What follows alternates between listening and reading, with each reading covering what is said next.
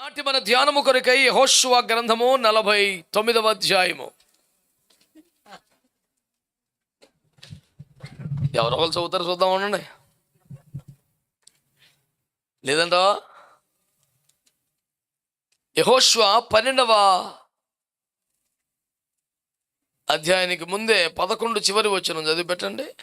యెహోవా మోషేతో చెప్పినట్లు యెహోషువ దేశమంతటిని పట్టుకొనెను. యెహోషువ వారి గోత్రముల చొప్పున ఇశ్రాయేలీలకు స్వాస్థ్యముగా దానిని అప్పగించెను.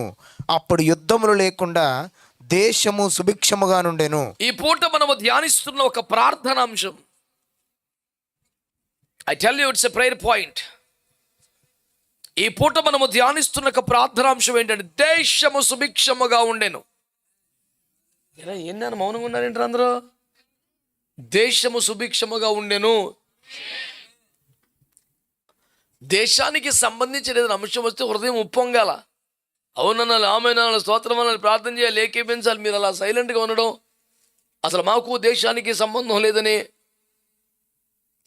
భావన వ్యక్తపరిచినట్లుగా ఉంది. అలాంటి వాళ్ళందరూ సైలెంట్ అయిపోండి, మాకేం పర్లా.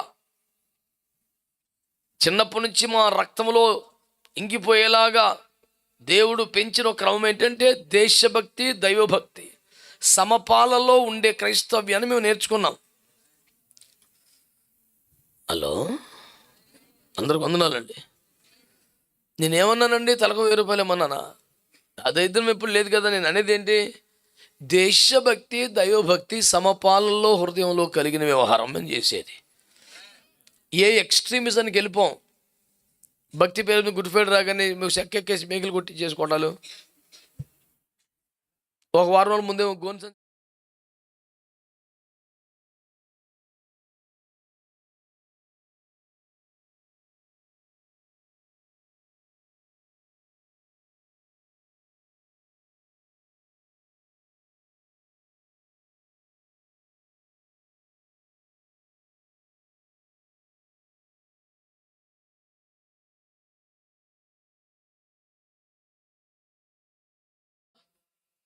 దేశ నాయకుల కొరకు ప్రార్థనలు చేయకుండా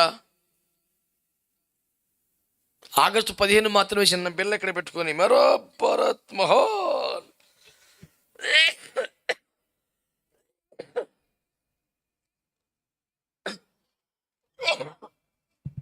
అలా పరిమితమైపోయిన పిచ్చి పనులు మేము చేయం. 360 రోజులు ప్రతిరోజు దేశం కొరకు మానక ప్రార్థన చేస్తున్నాం. దేశం ఎప్పుడు ఇబ్బందిగా ఉన్నదని వినిపించిన కడుపు కట్టుకుని ఉపవాసాల నుండి ప్రార్థన చేస్తున్నాం. చట్టములను అతిక్రమించకుండా అధికారులను కూడా దైవ సేవకులుగా గౌరవిస్తూ నమ్మకముగా పన్నులు చెల్లిస్తూ బ్రతుకుతున్న కొద్ది మందిలో ఉండాలని తాపత్రయపడుతున్నాం. మొదట దేవుడు, 2 దేశం, 3 కుటుంబం, 4 నేను అనే వరుసలో బతుకుతున్నాం. మా ప్రయారిటీస్ ఎప్పుడు కూడా ఇక మారో. ఫస్ట్ దేవుడు, తర్వాత దేశం, తర్వాత కుటుంబం, తర్వాతే నేను. క్రైస్తవ్యంలో JOY అనే దానికి అర్థం చెప్తారు పెద్దలు. మేము చిన్నప్పటి నుండి వింటూ వచ్చింది, మేము కనిపెట్టింది ఏం కాదు. Jesus first, others next, your self is last. అది ఒరిజినల్ జాయ్ అంటే అని నేర్పారు. జాయ్ అంటే ఈగిలిచ్చడం, కితకితలు పెట్టేసుకోవటం, పగలబడి ఒకటం, వికటాటహాసాలు చేయటం, ఇది జాయ్ అనిపించుకోదు. మొదట దేవుణ్ణి పెట్టి ఇతరులను చూసి అప్పుడు మనకేమైనా అనే విధానం. ప్రభు నేర్పిన ప్రార్థన కూడా, తండ్రి నీ చిత్తం, నీ నామం, నీ రాజ్యం, ఆ తర్వాతే మానదిన ఆహారం. వ్యక్తిగతాన్ని ముందు పెట్టుకోమని ప్రభు నేర్పలేదు. ఇలాంటి ఒక దైవభక్తిని, దేశభక్తిని హృదయాల్లో నింపి భక్తిని పెంపార చేసినటువంటి వాక్య క్రమాలలో మన అంతరంగము నిత్యము ఘోషించుచున్న ఒక ప్రార్థన అంశం ఏమనగా దేశము సుభిక్షముగా ఉండాలి. అనండి గట్టిగా, ఆమేన్, హల్లెలూయా. ఎవడైనా కొంటివాడు, తుంటరివాడు ఏ దేశం అని అడుగుతాడేమో.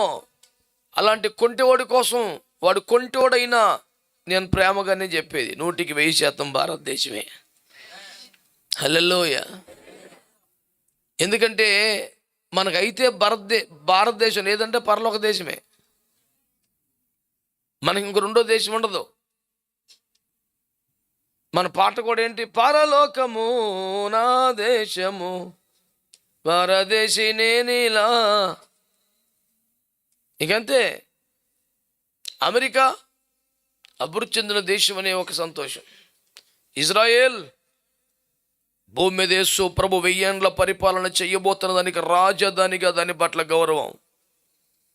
ఎక్కడ మన భావాలని దాచుకునే శశిపశకు తావులేని స్థాయి ప్రకటన చేస్తున్నాను నేను. చంద్రబాబు నాయుడు గారు అమరావతి కడదామంటే సంకల్పం చెప్పుకోలేదా? ఢిల్లీ నుంచి మట్టి తెచ్చి పెడితే కూడా సంతోషపడ్డాం కదా మన రాజధాని అని. కాబట్టి ఒక రాజధాని నిర్మాణం ఎప్పటికైనా ఎవరికైనా ఆసక్తికరమైన అంశమే. కొంతకాలం క్షణభంగురమైన జీవితానికి సంబంధించిన ఒక రాజధాని అట్లయితే,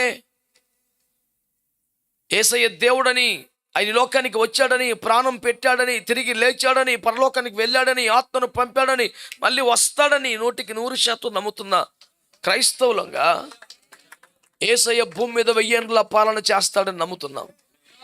ఆ 1000 ఏండ్ల పాలనకు ఈ భూ ప్రపంచమంతటిని యేసునాథుడు ఏకఛత్రాధిపత్యంగా పరిపాలించబోతున్న మహిమ యుగములో యెరూషలేమును రాజధానిగా చేసుకొని పరిపాలిస్తారని వాక్యములో ఉన్నది.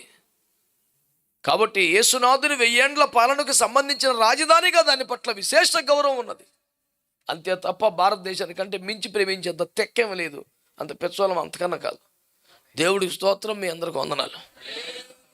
నా భావాలన్నీ స్పష్టంగా వినబడుతున్నాయి మీకు. దేశము సుభిక్షంగా ఉండాలి.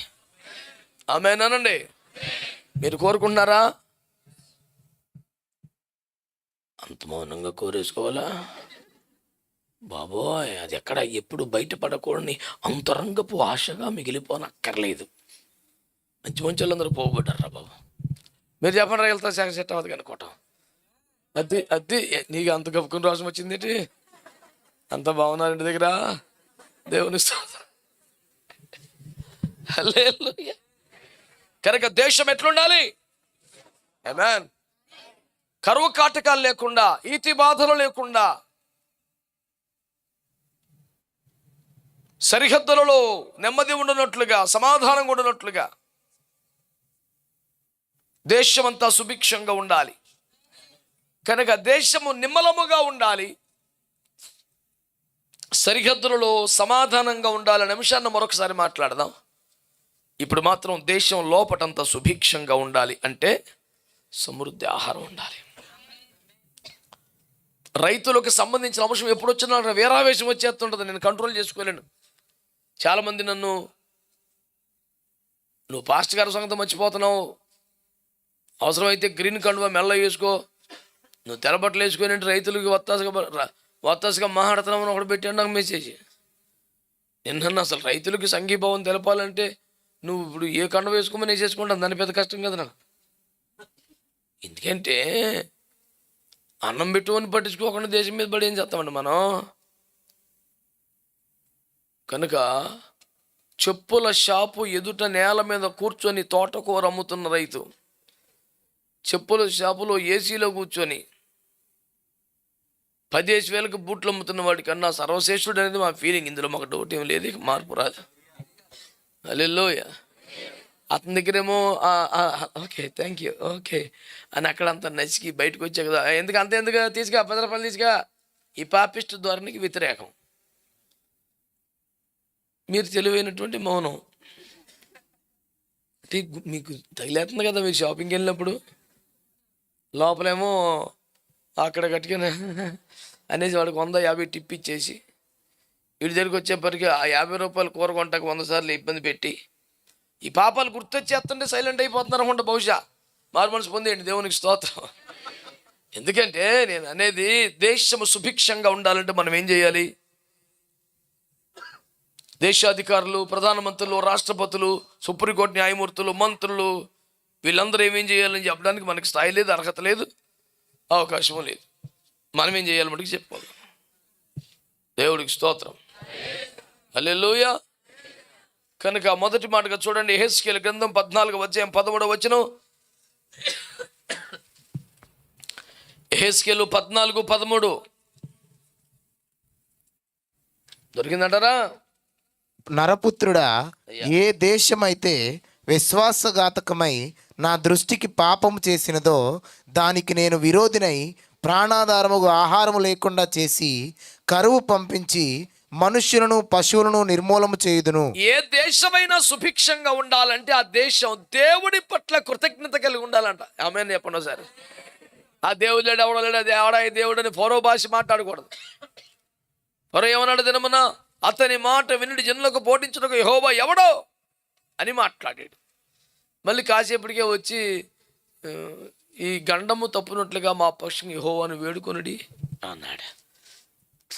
అంతే, చుట్టూ అంతపోతే కాలు బాప్తి. కనుక దేవుని బిడ్డలారా, దేశం ఎప్పుడు కూడా సుభిక్షంగా ఉండాలంటే దేశము దేవుని నమ్మేదిగా ఉండాలి, దేవుడి పట్ల కృతజ్ఞత కలిగేదిగా ఉండాలి. ఉండాలని మనం ఎవరింటికి వెళ్ళి చెప్తాం? రోజు ప్రార్థన చేయాలి. ప్రభు, మా దేశవాసులెల్లరూ ప్రభు నువ్వు దేవుడు అని, దేవుడు ఉన్నాడని, సృష్టికర్త ఉన్నాడని, ఆయన్ని ప్రేమించాలని, గౌరవించాలని, అతని పట్ల కృతజ్ఞత కలిగి ఉండాలని ఒక ఆధ్యాత్మిక భావనతో నిండిపోవాలని మనం ప్రార్థన చేయాలి. IFJ విజ్ఞాపనోద్యమంలో మేము దేశం కొరకు ప్రార్థన చేస్తున్నప్పుడు, ప్రభువా, హేతువాదం, నాస్తికవాదం, నేనే దేవుణ్ణి అనే వాదం,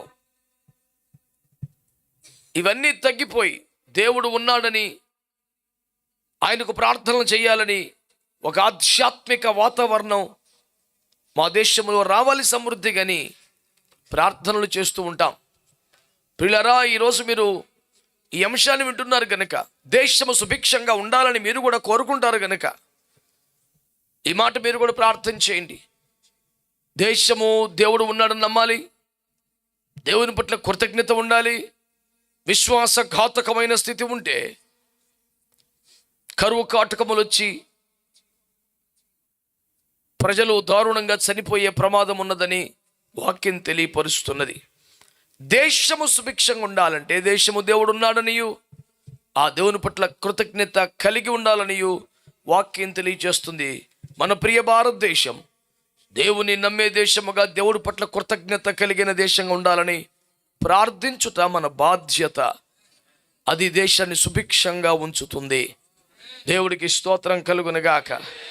హల్లెలూయా, హల్లెలూయా. రెండవ మాట కూడా మనం చూద్దాం ప్రియులారా. ద్వితీయోపదేశకాండం 28వ అధ్యాయం. మనం వేరొక సభకు కూడా వెళ్ళాలి, విస్తరించి మాట్లాడేది కాదు, కానీ ఒక మాట చెప్తాను. ద్వితీయోపదేశకాండం 28వ 47, 48 వచనాలు, 47 and 48. నీకు సర్వ సమృద్ధి కలిగి ఉండియు నీవు సంతోషంతోనూ హృదయానందముతోనూ నీ దేవుడైన యెహోవాకు నీవు దాసుడవు కాలేవు గనుక ఆకలి దప్పులతోనూ వస్త్రహీనతతోనూ అన్ని లోపములతోనూ యెహోవా నీ మీదికి రప్పించు నీ శత్రువులకు దాసుడవగుదువు. వారు నిన్ను నశింపచేయు వరకు నీ మెడ మీద ఇనుప కాడి ఉంచుదురు.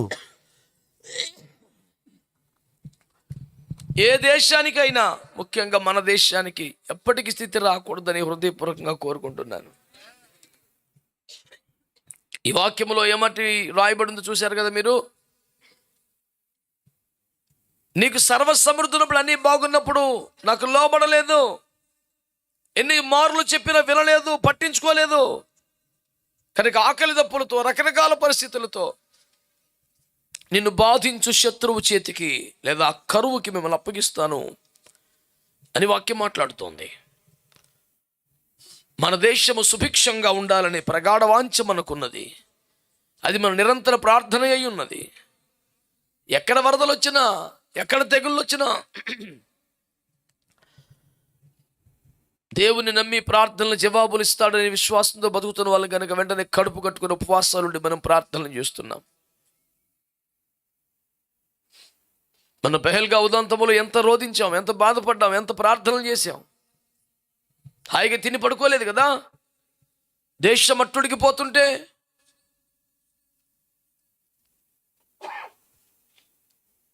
ఇది ఇదంతా ఒక శరీరం అయితే, ఇదంతా ఒక కుటుంబం అయితే, ఎవరికి దెబ్బ తగిలినా, ఎక్కడ దెబ్బ తగిలినా శరీరం అంతా స్పందించాలి కదా.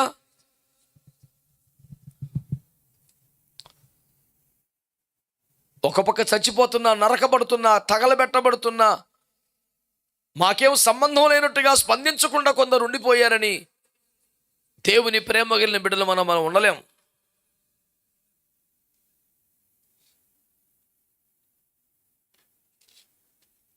అందుచేత ఈ పూట మీ జ్ఞాపకం చేస్తున్నాను, దేవుడు ఉన్నాడని, ఆయన పట్ల కృతజ్ఞత కలిగి ఉండాలని భావనతో దేశం ఉంటే దేశము సుభిక్షంగా ఉంటుంది. రెండవదిగా దేవుని మాట వినాలి, లోబడాలి. దేవుడు ఏమన్నా మనకి విచిత్రమైన వింత అయినటువంటి భయంకర కోరికలు కోరాడా? కొండ మీద కోతి తీసుకొచ్చి ఇమ్మన్నాడు. 1000 కొండల మీద పశువులు నావి కాదా? వెండి బంగారం నావి కాదా? నాకు ఆకలితే మీకు చెప్తానా? మీరు పెట్టే మాంసాలు తింటానా? నాకు ఎందుకురా ఇవన్నీ అనలేదు దేవుడు.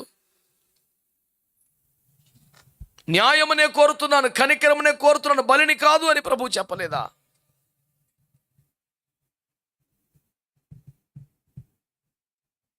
పొట్టేల్లో క్రొవ్వు నాకొద్దు, బలి అర్పణ నాకొద్దు, విరిగిన మనసు నాకు బలి అని చెప్పలేదా? ఆయనే ఆశపడ్డారు మన దగ్గర.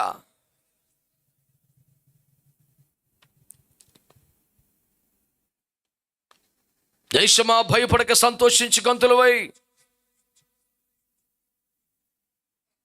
యెహోవా మన మధ్యలో గొప్ప కార్యములు చేసి ఉన్నాడని చెప్పలేదా?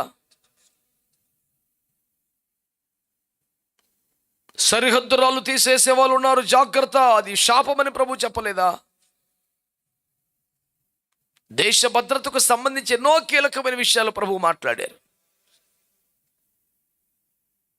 ఈ దశలో దేవుని మాట వినకపోతే, దేవునికి లోపడకపోతే, దేవుడు అనేవాడు ఒకడు ఉన్నాడు, ఆయన మనల్ని పుట్టించిన వాడు, మన పట్ల ఆయనకు సంకల్పం ఉంటుంది, నరకం తప్పించడానికి ప్రాణం పెట్టినోడు, రేపొద్దున మళ్ళీ వచ్చేవాడు, మనల్ని తీసుకెళ్లేవాడు, యుగయుగాలు తన దగ్గర పెట్టుకునేవాడు. ఇవన్నీ ఎరిగి కూడా ఏమీ తెలియనట్టే స్వచిత్తానికి అప్పగించుకుని దేవుని మాటకు లోపడకుండా, ఆరోగ్యం ఉన్నప్పుడు, ఐశ్వర్యం సంపదలు ఉన్నప్పుడు, సర్వ సంపదలు కలిగినప్పుడు దేవునికి లోపడకపోతే కరువు కాటకాలకు అప్పగించబడే ప్రమాదం ఉందని హెచ్చరింపబడుతుండగా, రెండవ ప్రార్థన అంశముగా దేశము దేవుని మాటకు విధేయత చూపించాలి అని మనం ప్రార్థించాలి. ప్రార్థన అంశాలు అని ఆరంభించాను కదా, మీకు గుర్తుంది కదా. 1, దేవుడు ఉన్నాడని, ఆయన పట్ల కృతజ్ఞత కలిగి ఉండాలని చెప్పుకున్నాం. ఆ పాయింట్ ప్రార్థించాలి. రెండవది, దేవుడు సర్వశక్తిమంతుడు, మిక్కిలి కృపగల ప్రాణం ఇచ్చిన వాడు కనుక భవిష్యత్తు ఆయన చేతిలో ఉంటుంది కనుక ఆత్మను చంపనేరక దేహమును మాత్రమే చంపే మనుషులు కాక ఆత్మను దేహమును కూడా నరకమును నశింపజేయాలి శక్తి గల దేవునికే భయపడాలి కనుక దేశము దేవుని మాట వినాలి, లోబడాలని మనం ప్రార్థన చేయాలి. తద్వారా మన దేశం సుభిక్షంగా ఉంటుంది. ఇక మూడవది, ఆదికాండం 42వ అధ్యాయం.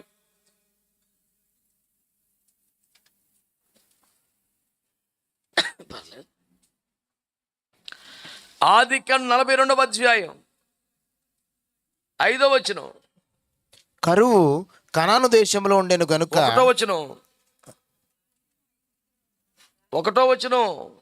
ధాన్యము ఐగుప్తులో ఉన్నదని యాకోబు తెలుసుకున్నప్పుడు. ఇప్పుడు మీరు 5వ వచనం పర్ఫెక్ట్గా చదివారు కాబట్టి ఒకటి అడిగాం, మీరు తప్పట్లేదు మేము. దేవుని స్తోత్రం. ఏముంది వాక్యములో? కరువు కనానులో ఉండేను, ధాన్యం ఐగుప్తులో. ఎంత చిత్రం! అరగిసామని మెచ్చుట. చిన్నప్పటి నుంచి ఇప్పుడు ఎన్ని 100 సార్లు చదివినా, ధ్యానించినా, వ్యాఖ్యానించినా, ప్రసంగించినా అది ఎప్పుడు కొత్త కొత్తగానే ఉంటుంది. ఇంకా ఓ పట్టాన జీర్ణం అయ్యాం. అదేంటంటే కొన్ని ఆహారాలు వెంటనే అరిగిపోతే, కొన్ని చాలా ఈ పూటకి సెలవు పెట్టాలన్నంత బలంగా ఉంటాయి. ఇది ఆ రకం. ఏముంటుంది వాక్యం? కరువు కనానులో ఉందట. అదే వాగ్దాన దేశం, దేవుని బిడ్డల దేశం. ఐగుప్తేమో విరోధమైన ప్రాంతం. ఐగుప్తులో ధాన్యం ఉంది. దాన్ని ఈజీగా మనము చెప్పాలంటే కరువు కనాన్లో ఉంది, ఐగుప్తులో సమృద్ధి ఉంది. సీక్రెట్ ఏంటంటే యోసేపును కనాను అమ్మేసుకుంది, ఐగుప్తు కొనుక్కుంది. స్తోత్రం చెప్పండి. కనుక దేవుని ఏర్పాట్లో ఉన్నవాడు, దేవుని దర్శనం కలిగిన వాడు, జనములకు దీవెనగా ఉండడానికి నియమించబడ్డవాడు ఎవరు? దైవజనుడు. దర్శనములు అనే దాన్ని మనం చవకగా చూడటానికి లేదు.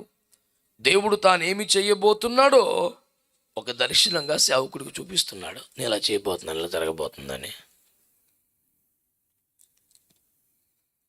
అనగా భవిష్యత్తును ఎరిగినవాడు, దానికి జనములను సిద్ధపరచగలిగిన వాడు.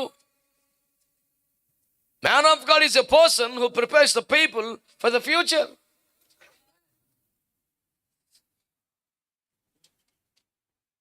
But not for his own benefit. అది వాస్తవం కదా. మరి ప్రార్థించేవాడిని, దర్శనము కలిగిన వాడిని, ఆత్మ కలిగిన వాడిని, ఫరో రాజు గారి భాషలో చెప్పాలంటే యోసేపు, నువ్వు దేవతల ఆత్మ కలిగిన వాడు బట్ట కదా. వారి భాష అంతే ఉంటుంది, వారికి తెలిసింది అది. దానికి అయ్యగారు ఆన్సర్ ఏంటి? అదేం కాదులేండి, మర్మములు బయలుపరచువాడు ఆకాశం ముందు ఉన్నాడు, ఆయనకు ప్రార్థన చేస్తే ఆయన చెప్తాడు, అంతే, ఏం కాదు పెద్ద విశేషం అన్నాడు సింపుల్గా. దేవునికి స్తోత్రం కలుగునగా. ప్రియులారా, మీరు జాగ్రత్తగా ఈ మాటలు ఆలకిస్తే దేశము దైవజనులను పోగొట్టుకోకూడదు, దైవజనులను దూరం చేసుకోకూడదు.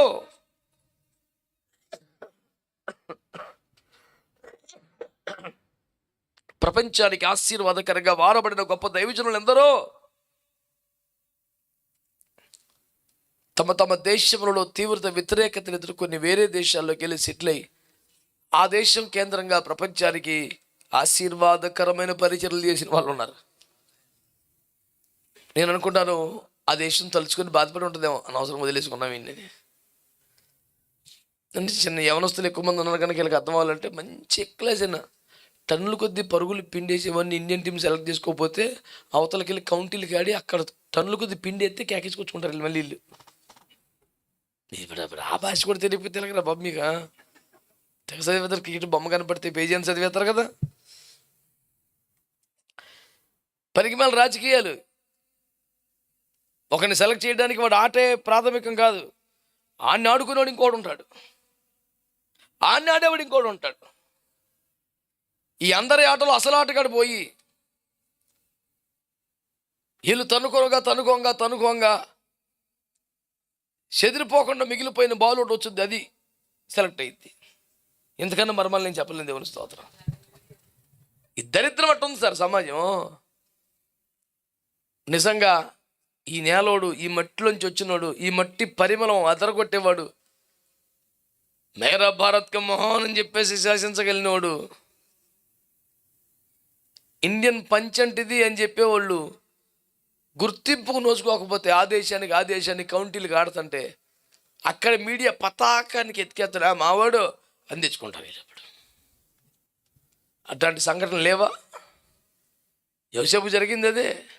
ఎలా పెద్ద దర్శనం అలా చంపేత అని తీసి అతలు పడేశారు. అవతలకి వెళ్ళి కింగ్ అయిపోయాడు అక్కడ. అది తెచ్చి ఇప్పుడు ఆ మొత్తం తెలిసాక కేకేసి భోజనం మెంటగా ఎవడనుకుంటున్నావు మా తమ్ముడు, నువ్వు ట్రై చేస్తున్నావు కానీ ఎగరేస్తాగా నీకు అసలు కాలరలేదు, అయిపోయింది కూటమి ఇప్పుడు. దేశము దైవజనులను దూరం చేసుకోకూడదు, దేశ క్షేమం కోసం ఏడ్చే వాళ్ళని పాడు చేసుకోకూడదు.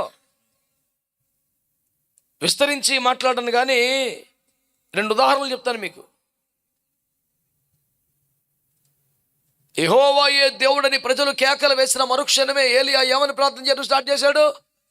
వర్షం పంపించు ప్రభా, ప్రజల కళ్ళలో కరువుతో అల్లాడిపోతున్నారని. మోపైన వర్షం కురిసి సర్వ సమృద్ధి వచ్చి ప్రజలు సుభిక్షంగా ఆనందంగా హాయిగా ఎంజాయ్ చేసే వరకు పచ్చి మంచీలు తాకుండా తల మోకాల మధ్యలో పెట్టుకుని ఏడుస్తున్నాడు.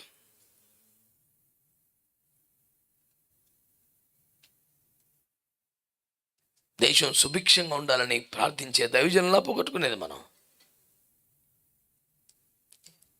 కరువు వచ్చి సిరియనుల దండు వాళ్ళు ముట్టడి వేసి నాశనం చేసేస్తుంటే రాజుగారు ఏమంటారు?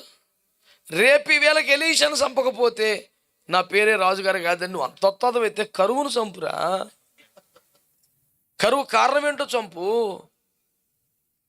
ఆ రాజుగారి దగ్గరకు వచ్చి కంప్లైంట్ ఏంటి? అయ్యా కరువు ఎక్కువైపోయింది, అరతులపు పావు రూపాయలు రెట్ట 10 రూపాయలు కొనుక్కుంటున్నాము.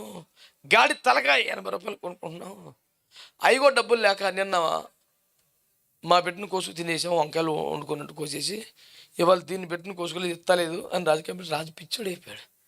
అయ్యో, నా రాజ్యంలో తల్లు తమ బిడ్డలను వండుకొని తింటున్నారా, ఎంత ఘోరమా అని ఏడ్చి ఇచ్చి నా పరిపాలన పాడుగా నా బతికేలా తగలబడింది, సిగ్గు అవమానం నెత్తి బతుకుని ఏడ్చలే. నేను ఈ పాశకని చెప్పేస్తా రేపు పొద్దున అన్నాడు. ఉరువురు మంగళం పట్టమంటదే